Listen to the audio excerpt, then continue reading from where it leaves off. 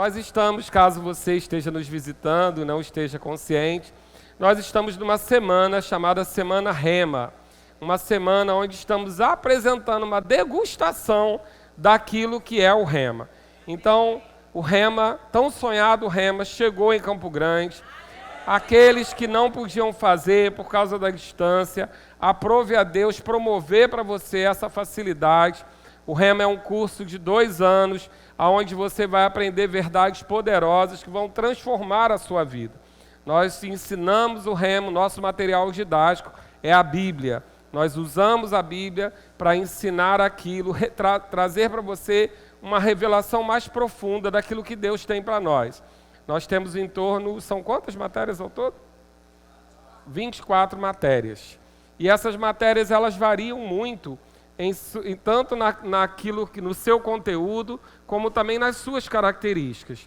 Eu sou professor de família cristã, uma matéria bem singular dentro do Rema, eu acho a melhor sempre, claro, mas uma matéria bem singular, porque diferente de algumas outras matérias do Rema, a grande maioria do Rema, família cristã é uma matéria bem doutrinária, mas também é uma matéria de muito uso prático, de muita experiência. Então é uma matéria onde normalmente os professores são pastores, mulheres de pastor, porque são pessoas que convivem com o dia a dia do cristão. A matéria família cristã é uma matéria voltada a você tirar da sua família o melhor possível. Porque o plano de Deus, muitas pessoas dizem que família é um projeto de Deus. E eu particularmente não concordo com essa frase, porque eu não acho que família é um projeto de Deus. Eu acho que família é o projeto de Deus. Amém?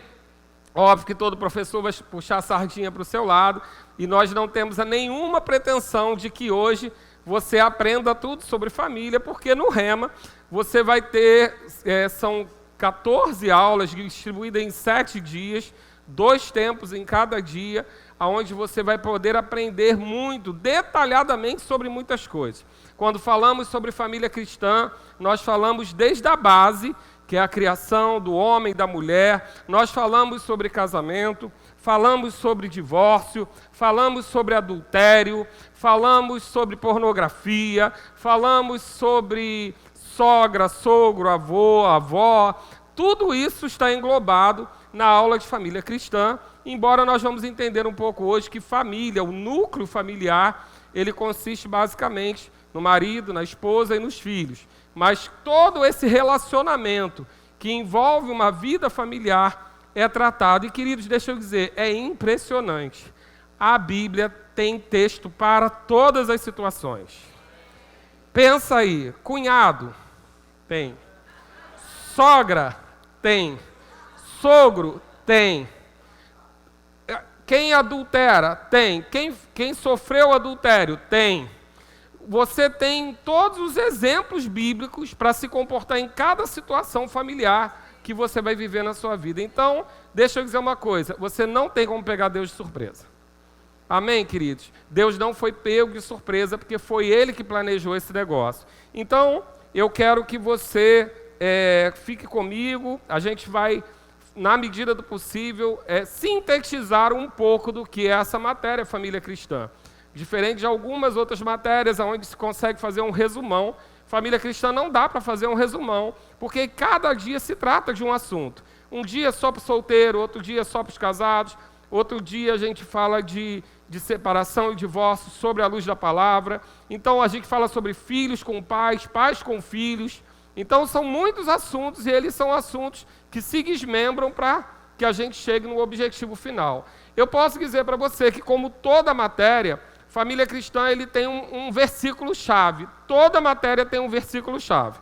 E família cristã tem um versículo-chave que nós vamos ver, e tem 2 pontos básicos também que a gente precisa guardar. São 2 coisas que sem isso família nenhuma sobrevive. Uma delas se chama sujeição, diga comigo, sujeição, e a outra se chama perdão.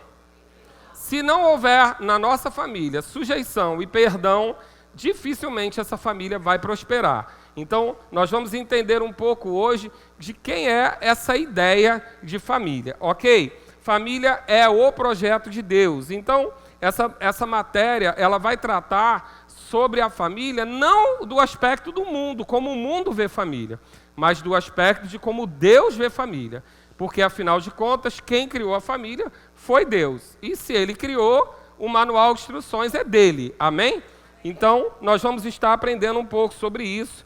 E o principal que você precisa entender, toda vez que você for falar sobre família, se você vier cheio de contextos daquilo que a sociedade diz sobre família, pode ser que você se embole.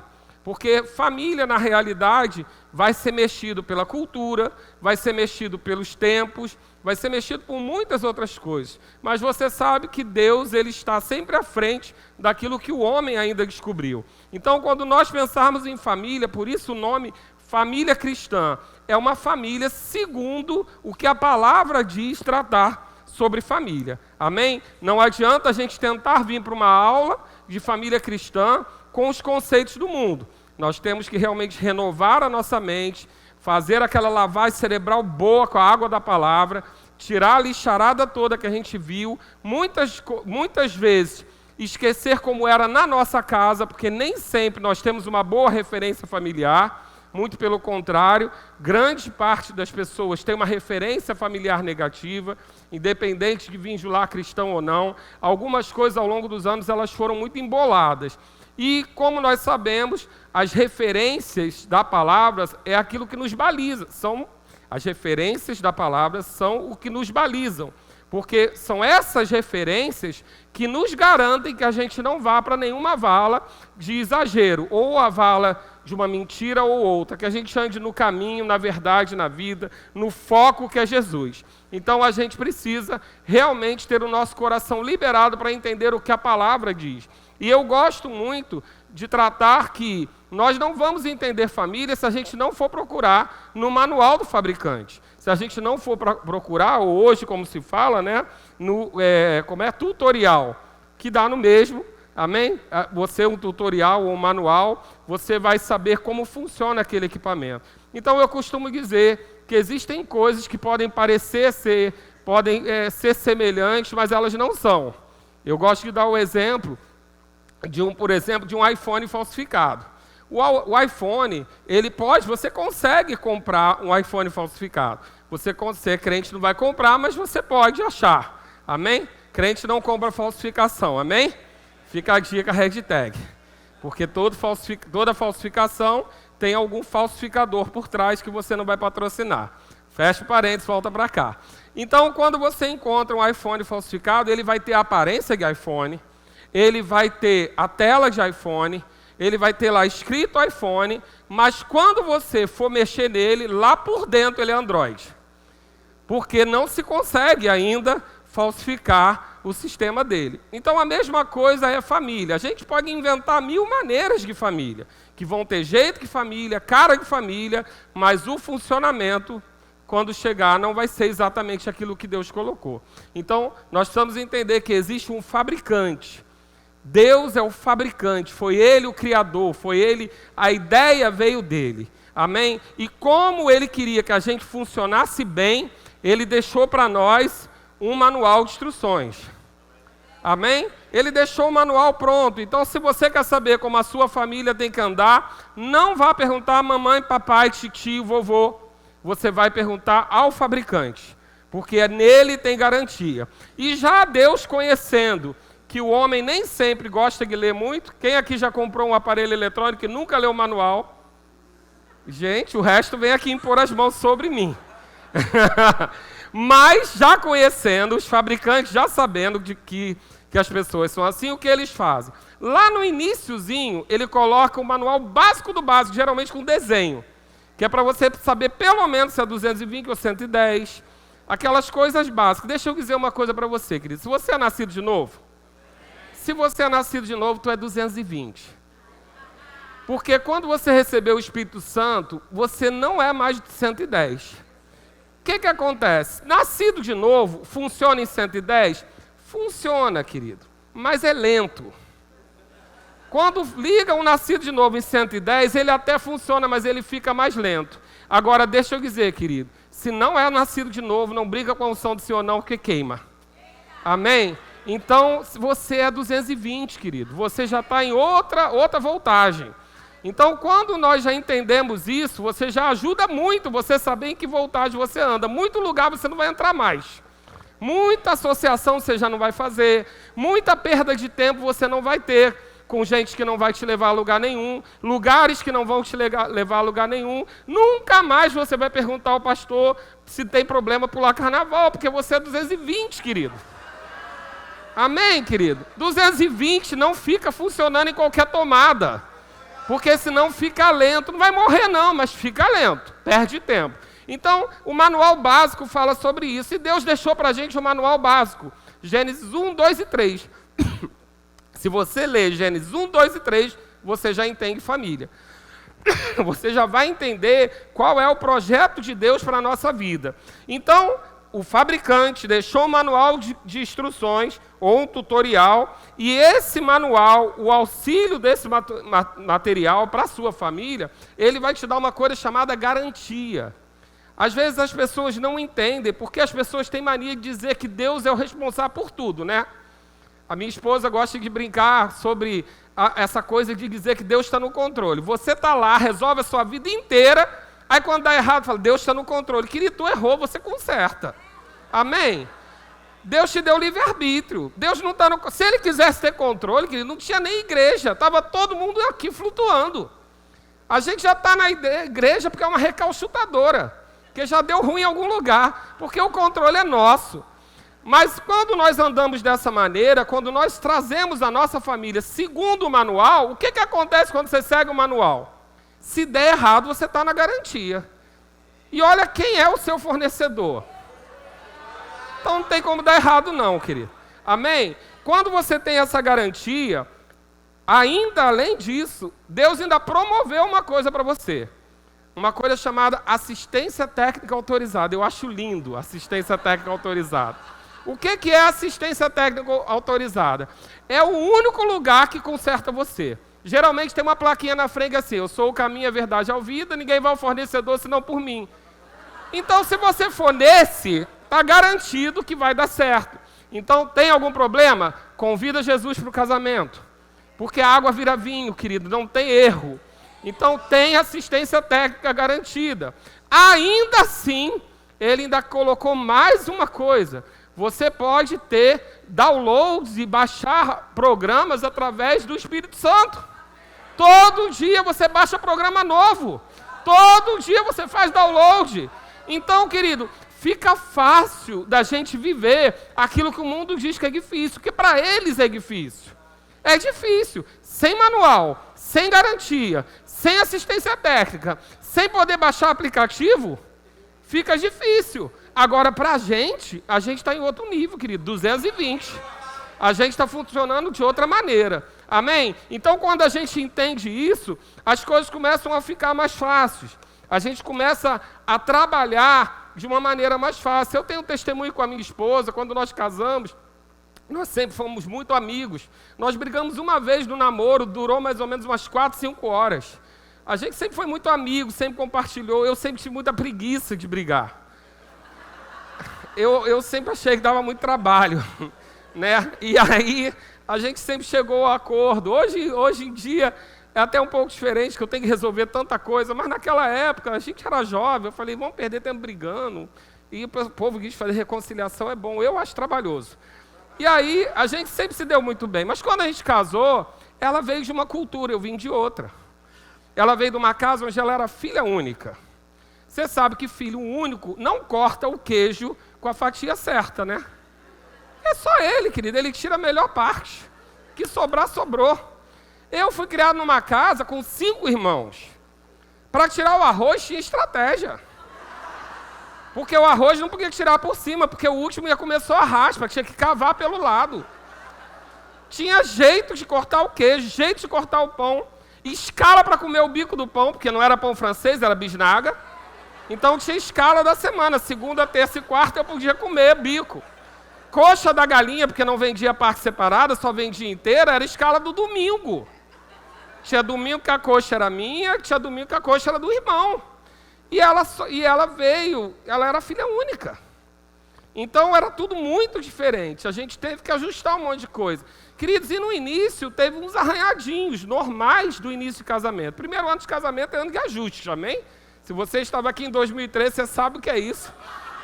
Mas primeiro ano de casamento é ano de ajuste.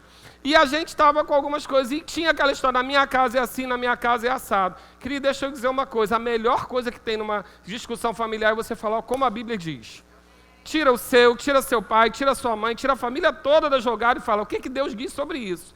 E aí o que acontece? Você fica na garantia. E eu quero começar a tratar com você sobre como foi que Deus fez isso. Você abre lá no livro mais difícil de achar da Bíblia, que é Gênesis. Se você não achar rápido, tem índice.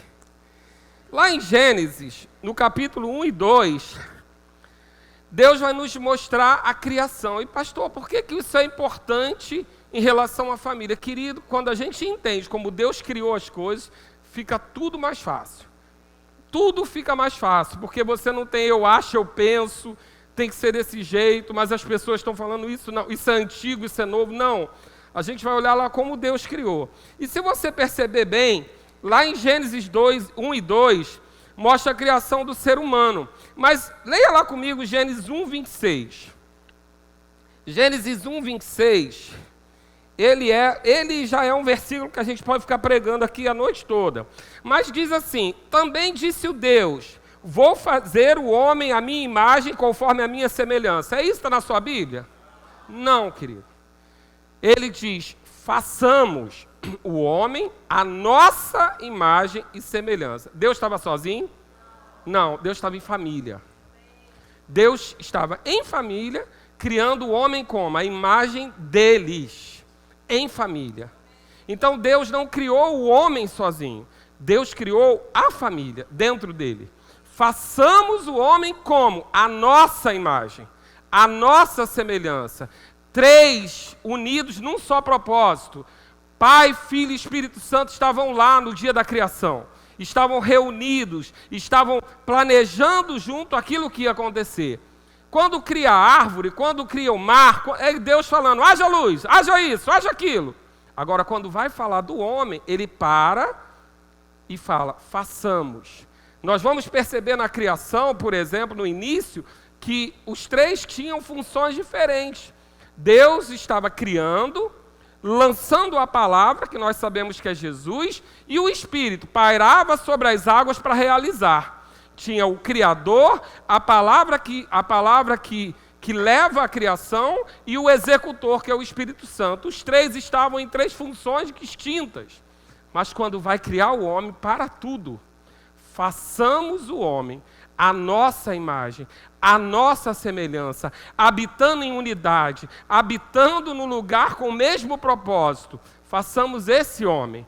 Esse versículo, se for o professor de aliança de sangue, vai dizer uma coisa, se for o professor de justiça, vai dizer outra, o professor de família pega o façamos. Porque quando eu olho para isso, eu vejo, Deus estava em família, e Ele nos criou em família. E aí você vai continuar entendendo quando Ele diz, façamos o homem a nossa imagem e semelhança, tenha ele domínio sobre o mar, no 27. Criou Deus o homem à sua imagem. A imagem de Deus o criou, homem e mulher os criou. Esse versículo 27 ele é importante demais. Por quê? Porque aí, no português, está tudo muito parecido. Mas quando nós vamos para os originais, você vai perceber que cada palavra dessa tem um sentido diferente. Quando ele diz, façamos o homem, esse homem aí é Adão, humanidade, é o homem, o ser humano, façamos a humanidade, o ser humano, a nossa imagem e semelhança. Ele não está falando ali do homem ser macho ou da mulher ser fêmea. Ele está falando da humanidade, o Adão. Façamos essa humanidade a nossa semelhança. Mas, deixa eu localizar você. Aqui a gente ainda não está falando do corpo do homem.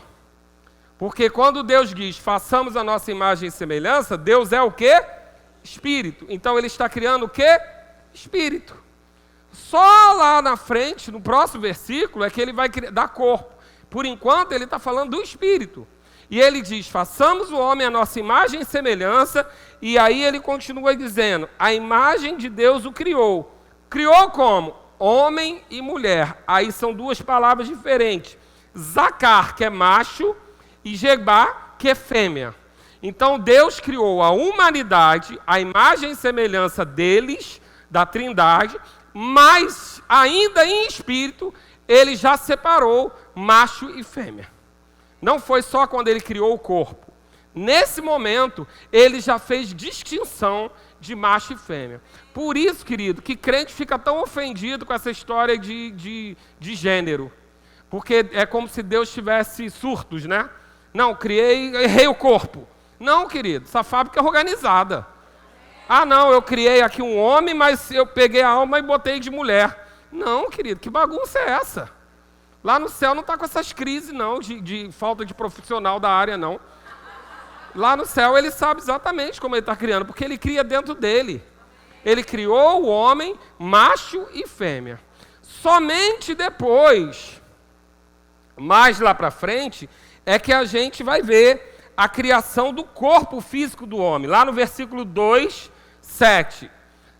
Está na mesma página aí, no versículo 2, capítulo 2, versículo 7, diz, então formou o Senhor Deus ao homem do pó da terra e lhe soprou nas narinas o fôlego de vida. O homem passou a ser alma vivente. Mas aí ele estava criando a humanidade através do primeiro homem. Através de Adão, que a gente chama. Ele estava soprando aquilo que estava dentro dele, porque ele tinha criado dentro dele, foi soprado naquele homem. E por que ele não fez a mesma coisa com a mulher? Criou outro bonequinho e soprou. Porque nós vamos entender no processo que, na realidade, ele já estava ali criando a humanidade e era necessário que um partisse do outro. Porque lá depois ele vai querer essa unidade de volta. Façamos a nossa imagem e semelhança em unidade de propósito. Então ele cria o homem. E eu gosto dessa parte, porque eu me identifico com Deus nessa parte, além de outras mais. Mas eu gosto porque Deus, a partir daí, ele começa a fazer uma outra proposta. Nós entendemos que Deus só vai criar o homem depois que ele planejou o enxoval.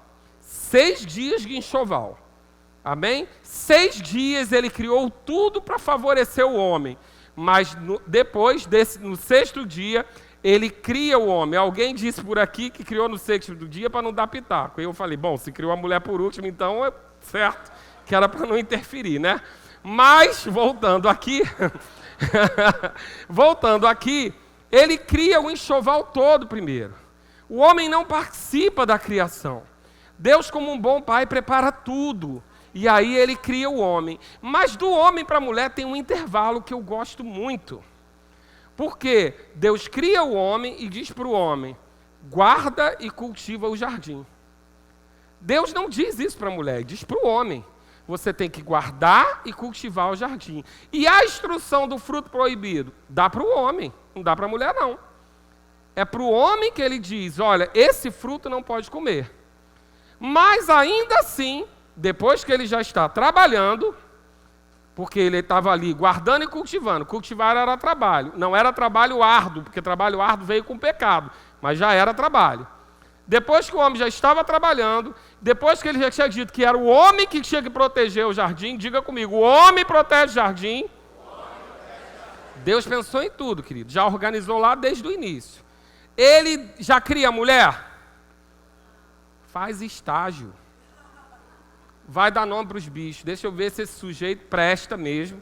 Porque, querido, pai nenhum vai fazer filha para dar na mão de vagabundo. Então, a dica já está lá, a hashtag fica a dica. Deus cria o homem, diz a ele a função dele, guardar e cultivar, faz um estágio, vai dar nome, vai ver os bichos.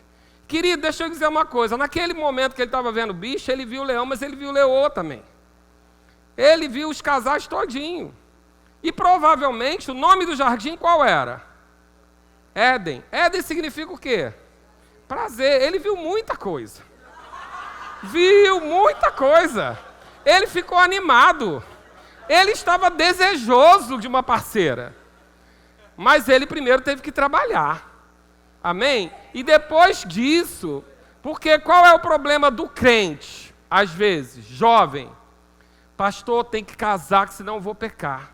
Não, querido, você tem que trabalhar para ter dinheiro para tirar alguém de casa. Amém? A ordem é essa. A ordem não é casar, porque senão eu vou pecar. A ordem é trabalhar. Deixa eu dizer, se tu estiver trabalhando bastante, tu não vai ter muita vontade de pecar, não. Pecado geralmente vem em tempo ocioso. Davi é prova disso. Quando não estava trabalhando, pecou. Se for trabalhar, estudar, fazer tudo que um jovem tem que fazer, não vai ter tempo para pensar em pecado, não, querido. Quando pensar, está esgotado. Amém? Mas quer inverter, volta para cá. Eu vou tentar dar aula. Então, e aí, nesse processo, ele cria a mulher de parte do homem. Mas de que parte? Do pé? Da cabeça? Não, do lado. Por quê? Porque ele façamos, querido, é lado a lado, é unidade. Deus não criou a mulher para ser capacho, Deus não criou a mulher para ser cabeça. Deus criou a mulher como auxiliadora idônea, ajudadora. Agora, o que nós precisamos entender? O que é uma ajudadora? Ajudadora é aquela pessoa que você contrata para ensinar o teu filho a matéria que você não sabe. Porque se você soubesse, ensinava você. Ou seja, ela está capacitada em algo que você não é capaz de fazer sozinho. Fica mais fácil entender isso? Ninguém contrata uma ajudadora se consegue fazer sozinho. Então é uma ajudadora. E idônea é o que é? Honesta? Não, idônea aqui a palavra diz que é capacitada. Então a mulher, ela foi feita como uma ajudadora capaz. Alguém capacitado a te ajudar. E isso, se você entender, querido, já ajuda tanto o seu casamento, porque tem tanto homem que toma decisão sozinho, enquanto tem alguém do lado que vai pagar o preço com ele. Querido, todos os dois vão andar juntos. Se der certo, glória a Deus. Se der errado, os dois choram. Mas é muito bom que você ande junto, que você considere que a mulher que está do seu lado foi criada para te ajudar, ela não foi criada para te atrapalhar. Então, quando nós entendemos isso, nós já entendemos que o processo da criação foi todo planejado para que uma família tenha uma estrutura organizada. Agora, eu digo que família é o projeto de Deus, e você pode dizer, não, o projeto de Deus era criar o homem. Não, querido. Ele só concluiu, a gente só vai ver tudo concluído no final de mais ou menos dessa parte de Gênesis 2, quando ele forma a primeira família. E aí esse é o nosso versículo-chave. É o versículo que vai definir toda essa matéria e nós vamos trabalhar sempre em cima dele. Abre lá comigo e no versículo 2, no capítulo 2, versículo 24, onde Deus deixa todas as instruções para que você tenha uma boa família.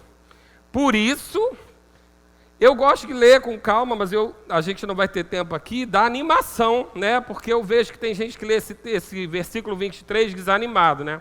E disse o homem, esta afinal é osso dos meus ossos, carne da minha carne, querido. O bichinho tinha vindo do Éden, tinha visto todos os outros animais, praticando a palavra com as suas fêmeas. Quando chega isso aqui, que você vai ler isso aqui, põe a entonação certa, querido.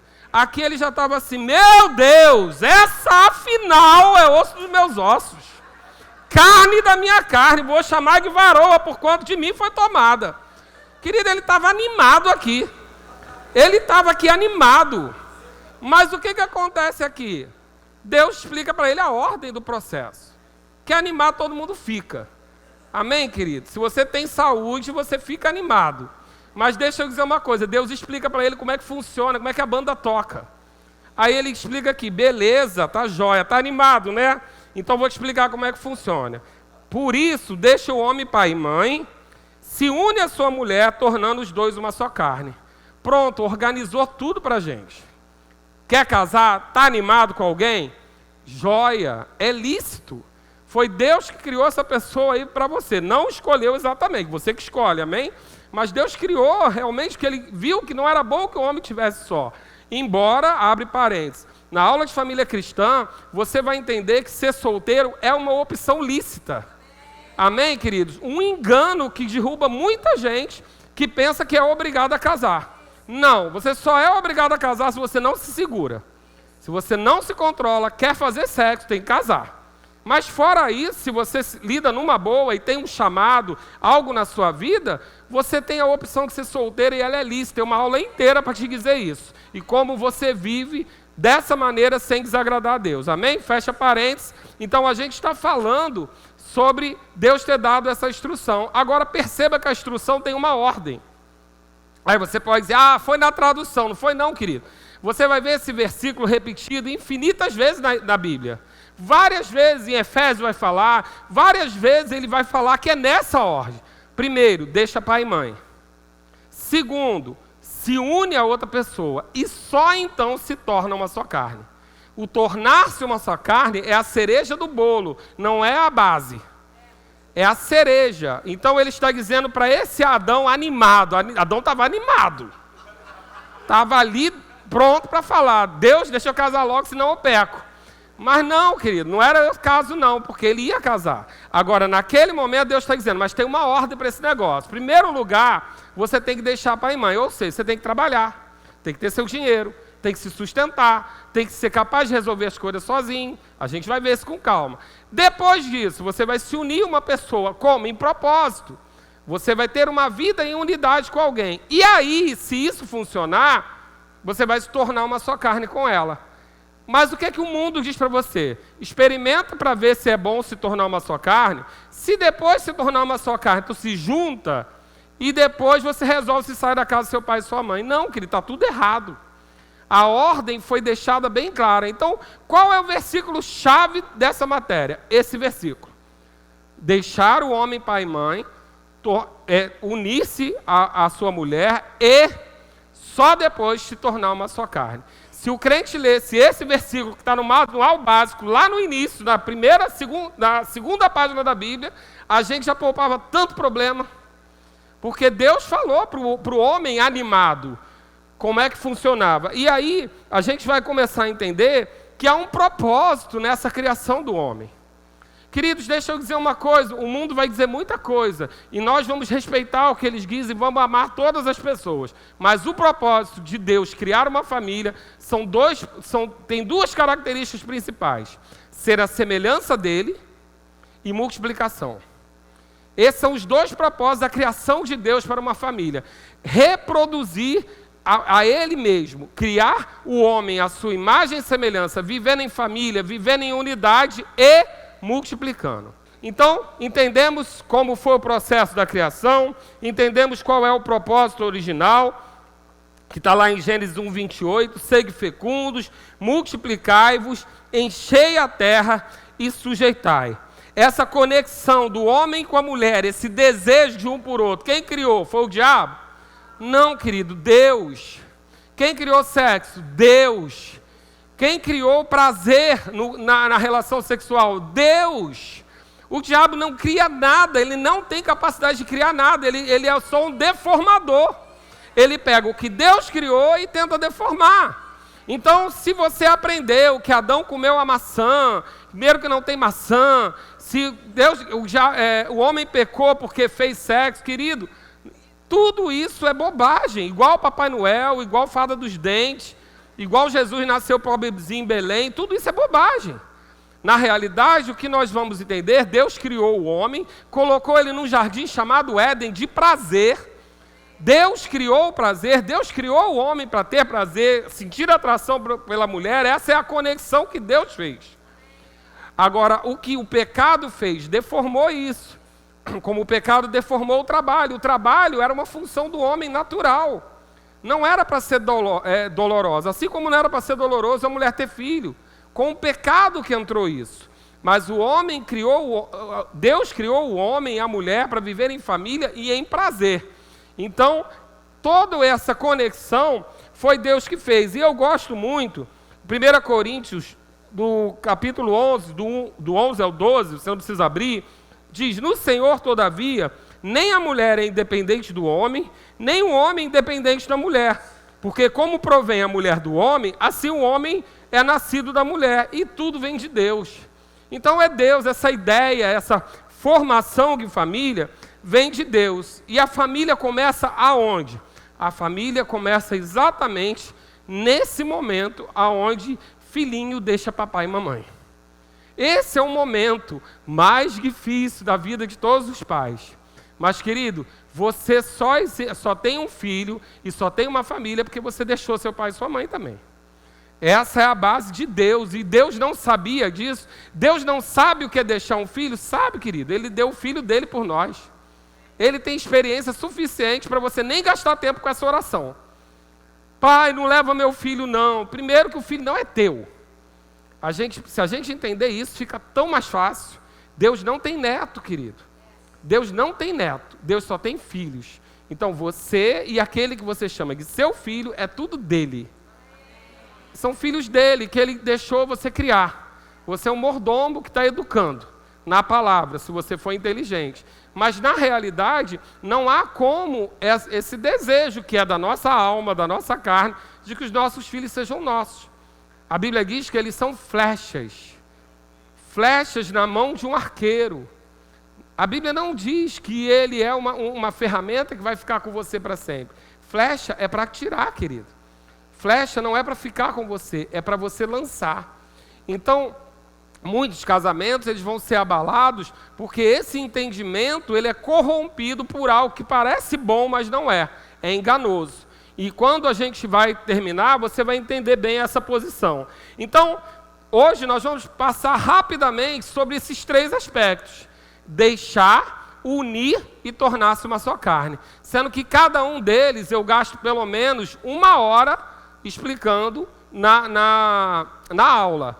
Mas hoje a gente vai passar por eles rapidamente. O que é importante você entender, esses 3 aspectos são fundamentais para o seu casamento correr bem, para a sua família ser saudável.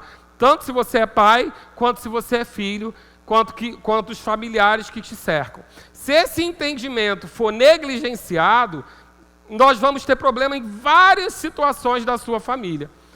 Vários momentos vai haver sofrimento. Por quê? Porque o simples princípio que está lá no manual básico, na 2ª página, está sendo negligenciado, que é o deixar. Pastor, mas quando é que nós começamos a deixar os nossos filhos? Exatamente no momento que ele sai da barriguinha da mamãe.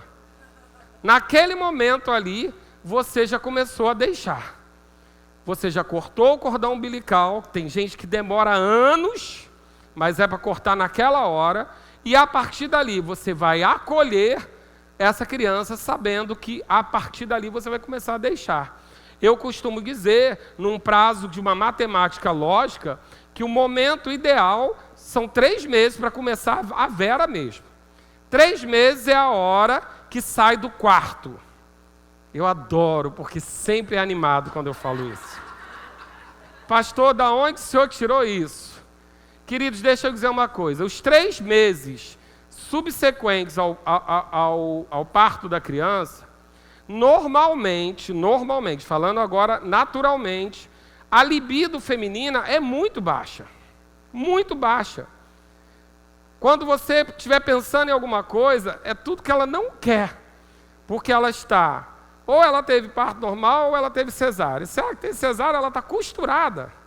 O corpo dela está completamente diferente. Ela teve um choque, uma violência no corpo dela. Saiu uma criança de dentro dela, os órgãos dela estão se recuperando, voltando para o lugar.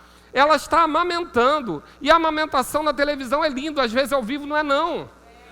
Tem situações, às vezes o peito racha, às vezes tem um monte de situações envolvidas. Naqueles 3 meses, querido, ela pode até ser doadora, mas que ela não quer não.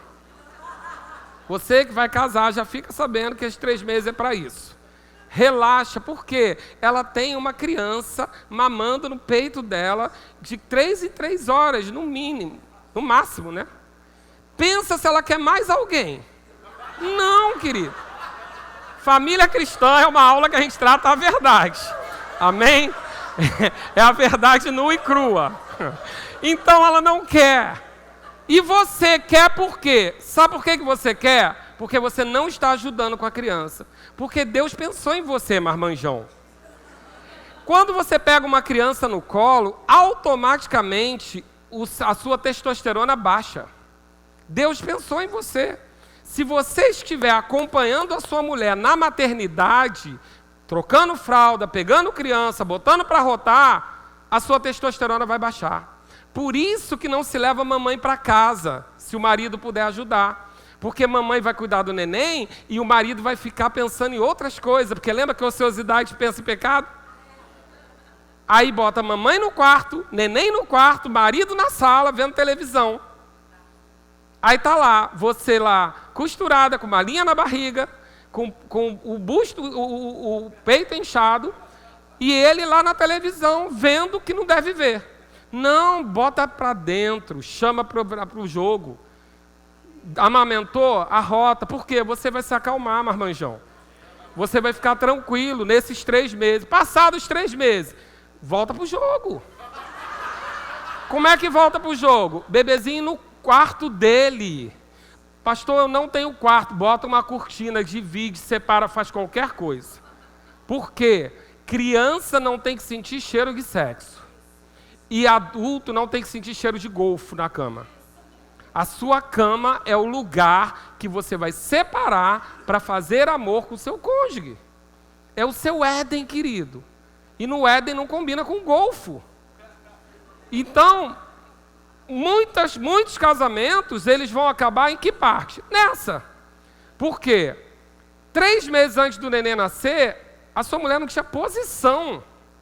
Ela estava barriguda, inchada. Não estava grande coisa. 3 meses. Depois ele nasceu. São 3 meses para ela se recuperar. Se você, depois desses 6 meses, não voltar para o jogo, é tempo demais. Então, nesse período, a gente vai começar a separar. Nesse momento, começa o deixar. Deixar papai e mamãe é nessa hora. E como é que a gente sabe se você já fez isso? O seu filho não chora tanto para ficar no berçário. Pastor sabe, querido. Neném nasceu, vem você com a sua família. Você com a sua família. Pastor vê, você estaciona o carro. Se o casal está afinado, a mãozinha rola. Se não está, é um na frente e outro atrás. O rosto do sujeito está abatido, ele está nervoso. Ela está exausta, né? Porque não dorme. E a criança não fica no berçário. Mas criança depende de pai e mãe? Não. Não depende. Criança nasce livre. Ela só quer realmente o acalento e o cuidado, mas ela lida numa boa. Se ela dorme no quartinho dela e ela não tem medo do escuro, ela passou 9 meses no escuro, ela não tem medo nenhum do escuro. Tira esse abajur maldito de lá. Não tem medo. A aula de família cristã é assim. Amém? A verdade nua e crua. Tira o abajur e bota a criança no seu quarto. Querido, hoje tem recurso, tem babá eletrônica, tem até com filmagem. Mas se você não confia nos anjos do Senhor, porque a palavra diz que o seu filho é herança do Senhor. Se você não confia nisso, ainda tem realmente os recursos para você usar. Mas tira do quarto, por favor. Começa aí a deixar. E esse deixar pai e mãe, ele vai ser consecutivo. E ele precisa ser. E aí você vai ter uma aula inteira dizendo como que você cria esse filho.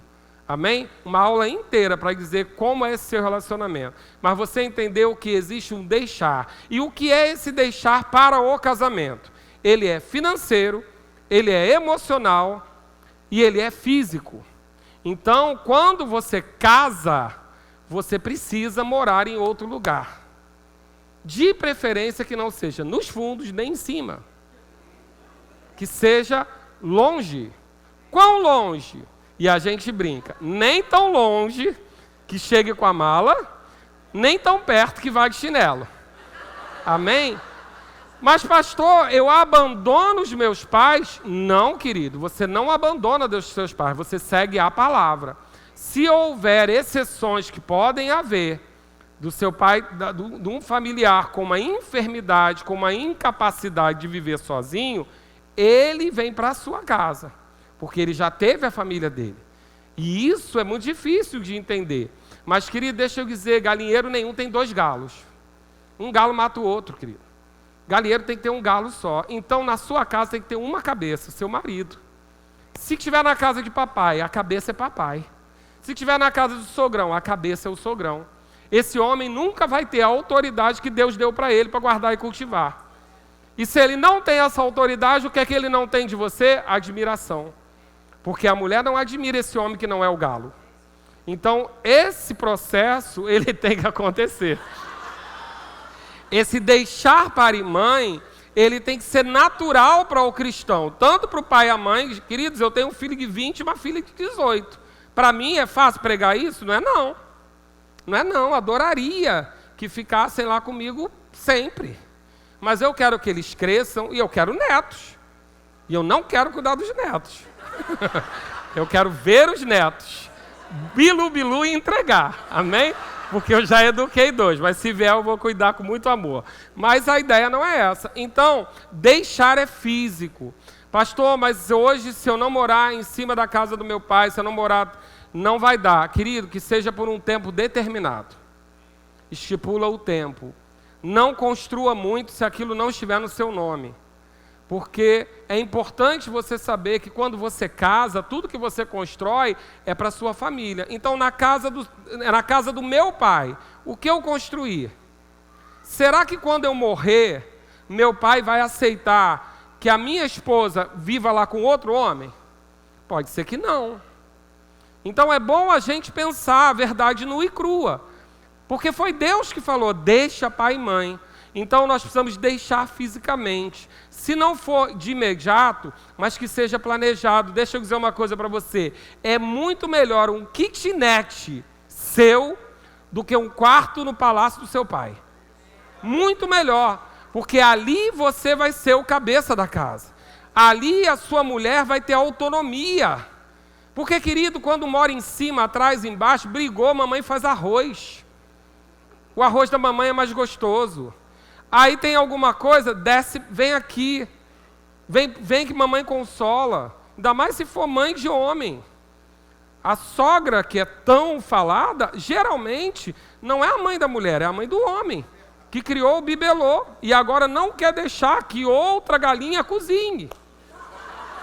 Porque só ela sabe cozinhar. Porque ela criou dos seus galinha no sentido de galo, galinha, né? As mamães me amem. Eu estou falando de galinheiro, calma. Mas não quer, porque quer que seja como? Do jeito que o filhinho gosta. Ela sabe como é que o filhinho gosta. Porque ela que adestrou para gostar. Querido, às vezes a gente tem uma fábula que o arroz da nossa mãe era maravilhoso. Às vezes não era não, querido. É o que a gente conheceu primeiro. E isso precisa separar. Então, deixar fisicamente. Por quê? Porque você precisa ter liberdade com o seu cônjuge, principalmente no início do casamento, para namorar, para cuidar para criar os seus filhos do seu jeito, para poder ter uma discussão sem ninguém se envolver, para criar a sua cultura. Então, deixa fisicamente. Deixo como também? Emocionalmente. Eu deixo emocionalmente. Quando eu tenho papai e mamãe, eu vivo as questões dessa casa, mas quando eu vou ter a minha casa, agora eu vou viver com a minha esposa. E eu não tenho mais o meu problema e o problema dela, agora é tudo nosso. Eu não tenho mais a minha alegria e a alegria dela, é tudo nosso. Então eu preciso soltar emocionalmente pai e mãe.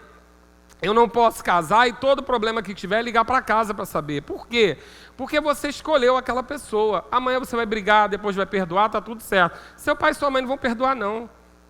Querido, quer machucar alguém? Vai no filho. Quer agradar? Vai no filho. A gente não esquece o que faz para o nosso filho. Então a sua mãe também não vai esquecer o que você reclamou do seu cônjuge. Deixamos emocionalmente, começamos a viver a nossa vida.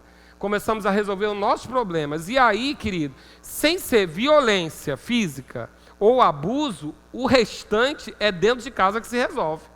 Deixa emocionalmente.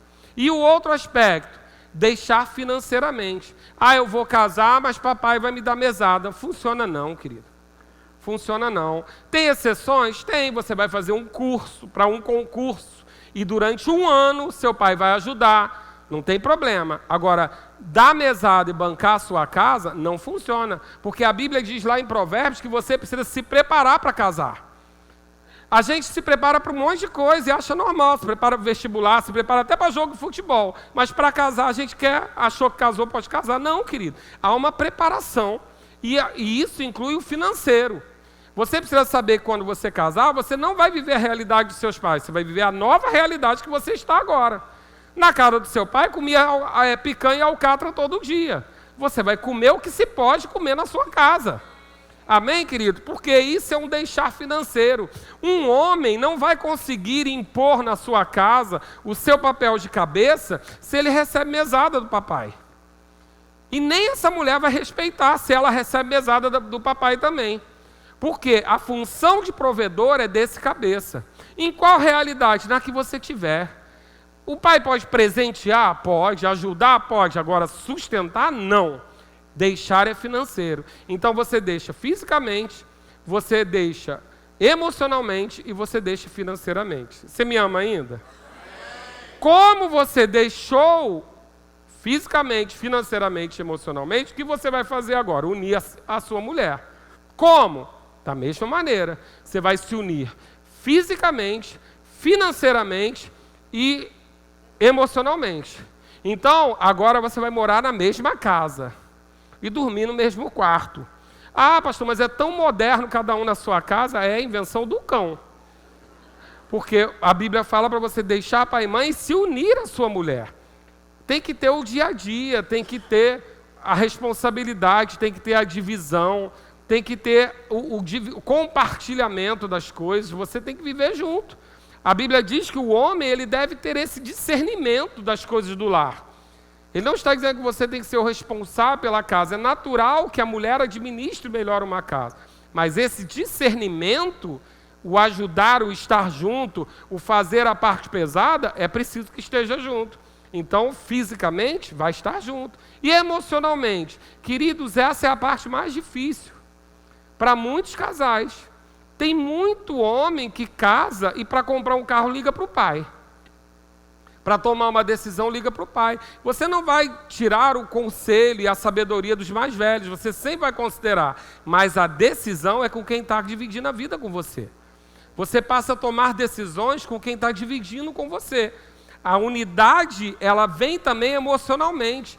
Um está triste, o outro está triste. Não tem mais o problema dela, a família dela, isso. Não, querido, passa a ser de todo mundo. Não adianta você querer estar alegre se ela está com uma mãe internada, por exemplo. Não tem como. A unidade é emocional também. E também a unidade é financeira. Você vai começar, não tem mais a história de meu e seu. Acabou isso. Essa é a parte que todo mundo menos gosta de ouvir. Mas acabou, querido. Numa família cristã, o dinheiro é nosso. Precisa ser administrado tudo embolado? Não. Às vezes acontece de um ter mais habilidade, o outro não ter. Às vezes um é gastador, e isso é bom ver no namoro. Ver no namoro, dá para ver, todas as dicas estão lá. As letras miúdas estão todas lá. Leia, saiba ler a pessoa que você quer casar. Amém, queridos? Não existe ninguém perfeito, mas tem defeito que você não vai querer viver. Então, você vai ter que fazer a matemática, tem defeito e qualidade. Eu resisto a esses defeitos e para mim essas qualidades são principais. Mas se você não está vendo defeito ainda, não case, é a paixão. Amém, querido? Se você não consegue botar numa folha de caderno os 10 defeitos da pessoa, não case, porque você vai descobrir 11 no dia seguinte. Então não case, se você não está com discernimento e lucidez para ver os defeitos, você não está na hora de casar. Isso é uma aula de família cristã. Não é um curso de casais. Lógico que lá a gente vai ler muito mais a parte doutrinária. Mas o que nós devemos entender é vida prática. É vida do dia a dia, segundo a Bíblia está tratando. Então nós deixamos fisicamente, deixamos emocionalmente e deixamos também financeiramente. Nos unimos fisicamente, emocionalmente e também financeiramente. Há uma boa parte da aula para explicar como é essa unidade financeira sem causar dano. É muito comum que o feijão case com o sonho. Isso não é da época de vocês, vou tentar traduzir. Isso é um livro muito antigo, mas eu vou tentar traduzir. É muito comum que case alguém que seja inspirado com alguém que seja muito pé no chão. É muito comum, por quê? Porque um procura o outro. Duas pessoas muito organizadas não namoram. Porque é tão organizado para marcar um encontro que eles nem vão. Então tem um que tem o rompante. Aí tem aquele que é desorganizado e chega de surpresa, pega e acontece e pronto. Por quê? Porque a gente procura o que a gente não tem. Não é os opostos se atraem, eu não estou falando disso. Nem existe esse negócio de opostos se atraem, porque a Bíblia diz que se dois não concordam não podem andar junto. Nem existe a tal da cara metade da laranja, isso é mitologia. Não tem cara metade da laranja, você não vai encontrar ninguém que complete você. Esquece esse negócio que é uma busca sem sentido. Marcela não me completa, eu não completo ela. Quem me completa é Jesus. Amém, querido? O que nós fazemos? Nós andamos juntos em concordância. É isso que sustenta o nosso casamento. O que sustenta o nosso casamento é a unidade e a nossa aliança com Deus. Porque também não é a minha aliança com ela que suporta todos os dias, não. Tem dia que ela quer me ver longe e eu vice-versa. Acontece. Desculpa eu quebrar o seu encanto. Você que achava que na casa do pastor era feliz para sempre todos os dias. Não é não, querido. Na casa do pastor tem mais chance de dar ruim do que na sua casa. Porque eu tenho o meu problema e só aqui os 400 e pouco. E tirar isso da nossa casa não é fácil. Mas o que nos sustenta? A nossa aliança com Deus. Amém, querido? Então, quando nós entendemos isso, essa unidade ela é promovida. Inclusive financeiramente. Você vai ter uma boa parte da aula para entender como essa unidade financeira acontece sem desrespeitar. Porque você escolheu alguém diferente. Você escolheu alguém sonhador, mais sonhador do que você, ou vice-versa. O sonhador vai procurar alguém organizado, o tímido vai procurar alguém falante. Imagina 2 tímidos namorando. Tem não, gente. E 2 falantes, também não tem. Alguém vai ter que ceder. Porque a gente procura isso, exatamente o que a gente admira no outro é o que a gente não tem. É natural isso. E isso no namoro é lindo, mas no casamento pode virar problema se você esquecer por que você escolheu. Aí tem gente que lança para Deus no controle, né? O controle remoto está com Deus. Deus está no controle, foi Ele que uniu. Não, querido, Deus não escolheu ninguém para você que escolheu. Você só pode, se você é um crente firme, você foi guiado. E seus olhos espirituais estão abertos, você vai ver o que te espera. Mas você escolhe. Então, nos unimos, agora sim, vamos para o tal de nos tornar uma só carne. E aí, por que a Bíblia diz que tornar uma só carne é amor, é sexo? Abre lá comigo, para que você não saia daqui com dúvida e achando que é poesia da minha parte, já que eu li bem pouco a Bíblia. Mas quando a gente fala sobre unir, sobre tornar uma só carne, nós usamos um texto que está em 1 Coríntios 6,16. Paulo está tratando com uma igreja carnal que estava vivendo em pecado. 1 Coríntios 6,16. Você achou? Diz assim: ou não sabeis que o homem que se une à prostituta forma um só corpo com ela, porque, como se diz, serão os dois uma só carne. Então, Paulo está aqui confirmando que ter a relação sexual é se tornar uma só carne. Isso, a gente vai dissecar esse versículo na aula sobre adultério. Ele é bem tratado, mas hoje não é o foco. Mas é para você entender que tornar-se uma só carne não é algo que a gente pensa subjetivamente o que é, mas nós estamos falando da vida sexual, que foi Deus que criou. Então, ele coloca isso como uma condição final. Você já deixou papai e mamãe, você já se uniu e aí agora você vai se tornar uma só carne. Amém? Agora, como é essa relação na nova aliança? Eu amo esse texto. E eu vou pedir para você abrir lá em 1 Coríntios, capítulo 7, do 3 ao 6. 1 Coríntios, capítulo 7, versículo 3. Glória a Deus. Na nova aliança, muita coisa vai ser bem resolvida para que você tenha uma família cristã saudável. E ele vai dizer: o marido conceda à esposa o que lhe é devido, e também, semelhantemente, a esposa ao seu marido. Então, o sexo, ele é algo muito bom que Deus criou para o homem após o casamento, mas ele também é um compromisso com o outro. Importante que a gente, quando vive uma família cristã, a gente entenda que existe no sexo o direito, mas também o dever, porque existe um conceder ao outro. Pastor, mas isso é uma violência. Como é que eu vou fazer sexo sem querer? Queridos, o sexo, ele tem o desejo natural, que você vai ter durante alguns períodos, mas ele também tem um desejo que é estimulado. Então existe o sexo, que é o desejo natural, que é aquele que a mulher vai ter no período fértil, que não é tão grande assim, mas existe também o desejo estimulado. Diferente da mulher, o homem tem 30 dias de período fértil. A mulher tem 5, 6. E se for só o desejo natural, como vai ser? E aí a pergunta que eu faço em aula: quem é mais carnal? A mulher que não cede 24 dias ou o homem que fica desejando 24 dias? A gente tenta fazer uma conta, divide por 2, 12 a 12, tudo certo. Amém? Mas o que nós devemos entender, quando nós falamos de tornar uma só carne, é a cereja do bolo, mas também um compromisso. Que na família cristã, numa família criada sobre a base do Evangelho, nós vamos entender que há uma orientação a que não se negue ao seu cônjuge aquilo que lhe é de direito. Por quê? Porque esse texto vai continuar tratando. Lê comigo lá. Ele diz assim, no versículo 4, a mulher não tem poder sobre o seu próprio corpo, e sim o marido. E também, semelhante ao marido, não tem poder sobre o próprio corpo, e sim a mulher. E caso você queira usar isso para feitiçaria, eu já vou te avisar uma coisa. Porque tem homem que pega esse texto, esquece o resto todo e quer botar lá em cima da cama. Você não é dona do seu corpo. E aí eu gosto que a minha irmã, a Aurestianca, que a aula dela acho que ainda é um pouco além da minha, ela diz uma coisa que eu gosto muito. Ela diz, tá bom, se o marido disser o teu corpo não te pertence, vem fazer sexo, a mulher também pode dizer, o teu também não te pertence, deita e dorme.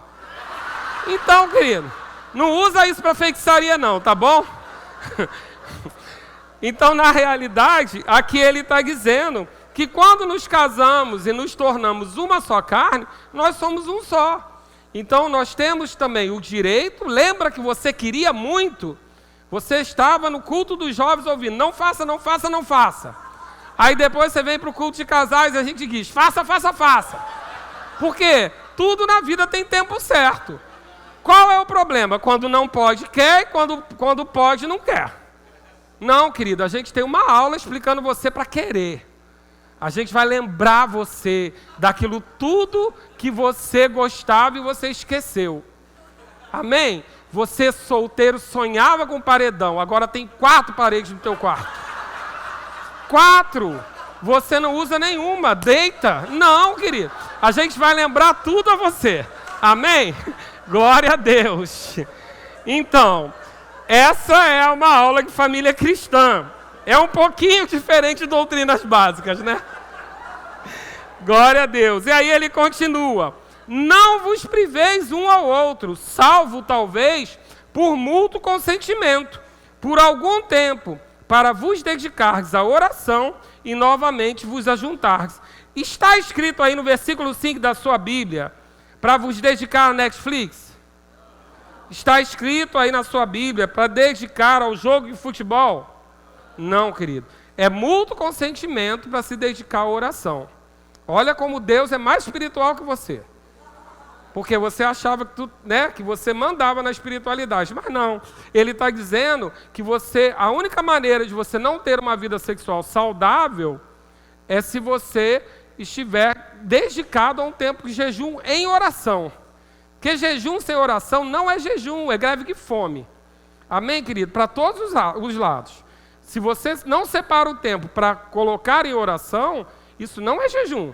Então, se for por esse mútuo consentimento, os dois, aí você pode falar. Mas ele diz por quanto tempo? Na sua Bíblia está escrito? Por algum tempo. Pouco tempo. Para dedicar a oração. E novamente vos ajuntardes. Para quê? Para que Satanás não vos tente por causa da incontinência.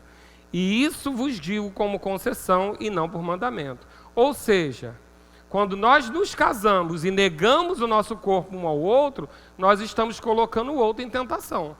Então, óbvio que isso tudo vai levar muitos outros aspectos. nós vamos abrir muitos outros leques. Você não vai pegar esse versículo solto, criar uma doutrina, mas você vai entender que no Novo Testamento, na Nova Aliança, nós temos o casamento como compromisso. Por quê? Porque, querido, pensa bem, Salomão tinha quantas? Precisava desse mandamento para ele? Não, querido, 700. Mas agora o seu lindão Jesus só tem você. Então, mudou a regra, mudou a lei, mudou o sacerdócio. Então, a nova aliança, ela vem trazendo um novo mandamento. Amém, queridos? Quando nós entendemos isso, fica um pouco mais fácil da gente entender o que é uma formação de família segundo os princípios cristãos. Agora, eu quero ajudar você, para a gente concluir, a uma coisa que ela é um pouco complicada para os casais entenderem e talvez para quem também é filho, para quem é pai. Mas é importante, eu vou precisar de uma ajuda. Léo, vem aqui para mim. Disse que Deus fez o homem um pouquinho menor, então seja Deus aqui. Amém? Esse é Deus. E Deus, ele criou todas as pessoas. Todos são o quê? Filhos dele. Eu preciso de dois casais, por favor, um de cada lado aqui. E preciso de um jovem e uma jovem, por favor.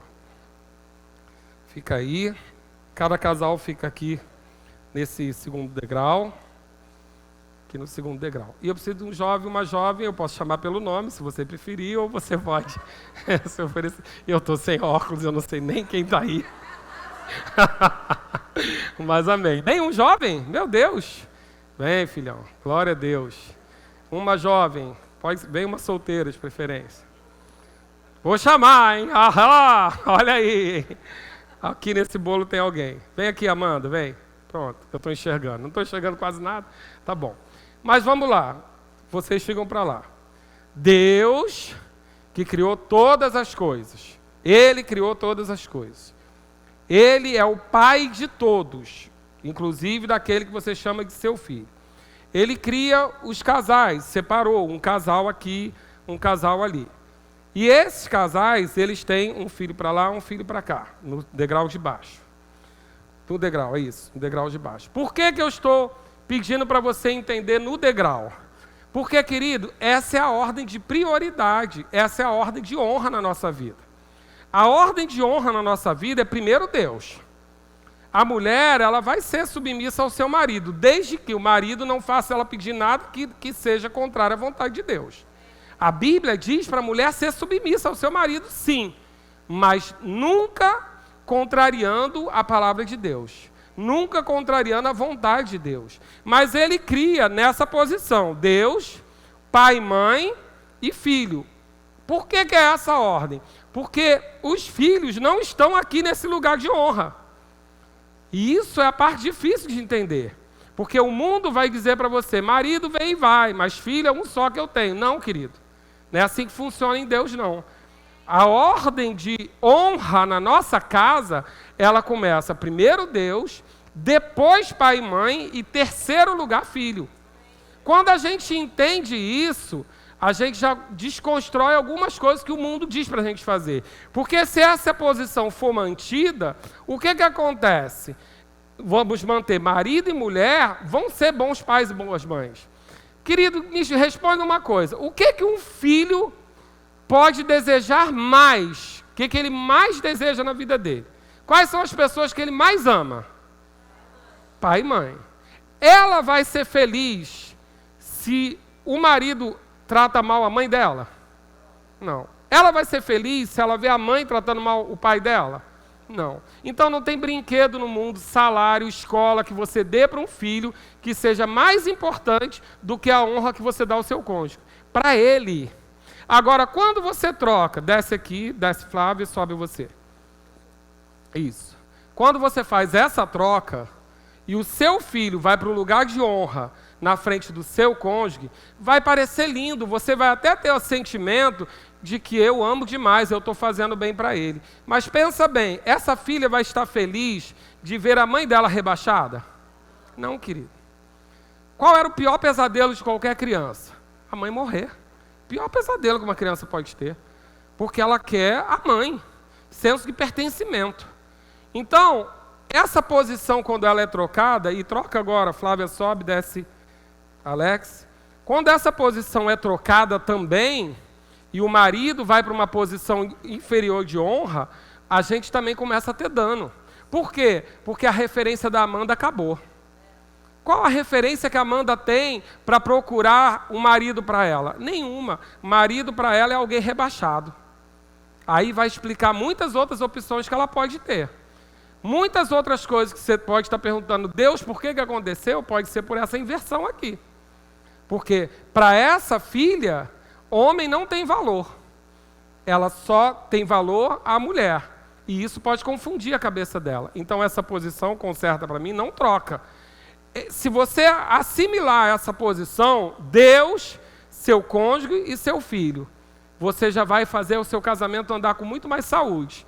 Mas aí, vamos casar aqui os dois. Deixou o homem pai e mãe e se uniu à sua mulher. Tá bom. E aí, o que acontece agora? Sobe um degrau vocês dois. Isso. Agora, querido, a posição de honra também muda.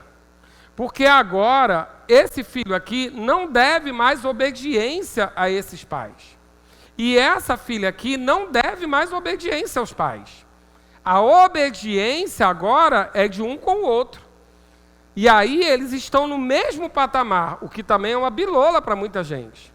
Mas, na realidade, quando a gente entende isso aqui, a gente vai permitir que essa nova família tenha saúde.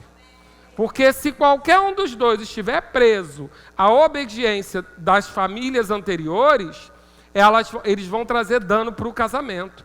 Agora, esse filho, ele vai deixar de ter a posição de filho. E ele passa a ter uma posição de cabeça. Essa mulher vai deixar de ter a posição de filha. Eu estou falando de obediência. E ela vai ter agora uma posição de auxiliadora. E a honra? A honra não muda. Eles não são rebaixados de honra. Eles só perdem a obediência. Mas a honra não, porque se não honrar, vive pouco.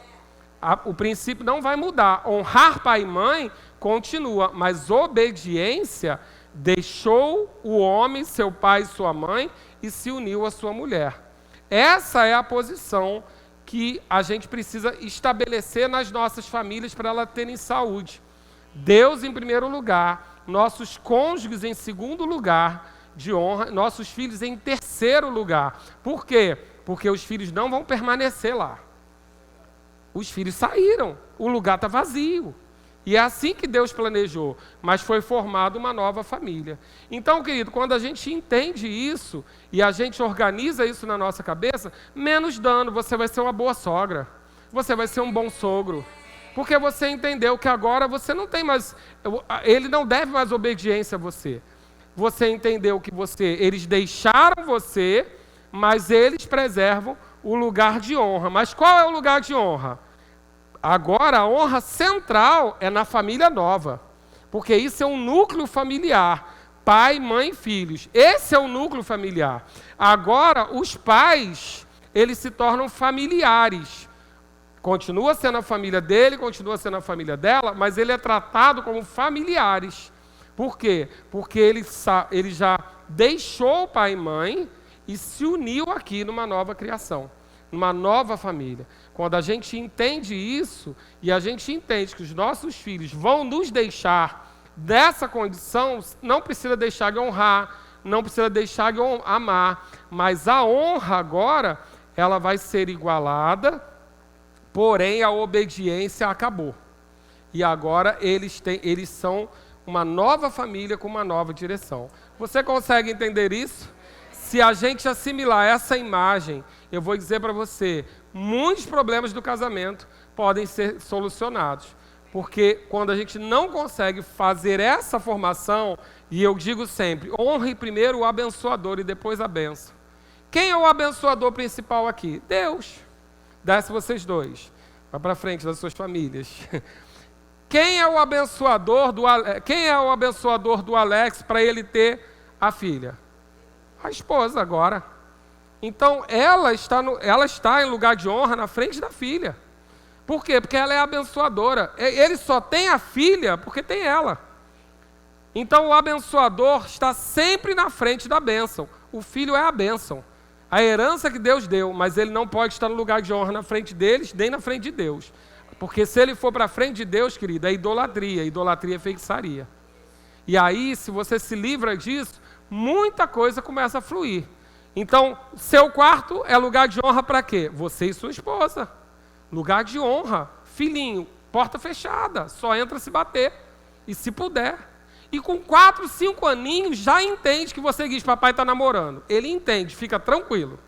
Não morre não, porque a internet já mostrou coisa pior para ele. Enquanto ele estava lá no YouTube vendo desenho, já entrou um monte de coisa. Então, querido, fica tranquilo, mas o seu filho vai entender. Porque o que ele mais quer de você? Que você trate bem a mãe dele ou que você trate bem o pai dele. Amém? Dá uma salva de palmas para eles, essa turma aqui.